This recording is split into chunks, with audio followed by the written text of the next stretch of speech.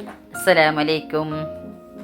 ഇതാ ഞാൻ ഇന്ന് ഒരു ദിവസം എന്തൊക്കെ കഴിച്ചെന്ന് കാണിക്കുന്ന. രാവിലെ കട്ടൻ ചായ കുടിച്ചിട്ട് ഒരു 8-9 മണിയാകുമ്പോൾ പൂരിയും ബാജിയും നല്ല പാൽ ചായ. രാവിലെ കട്ടൻ ചായ കുടിച്ചല്ലേ, അങ്ങനെ ഒരു പാൽ ചായ കുടിച്ച.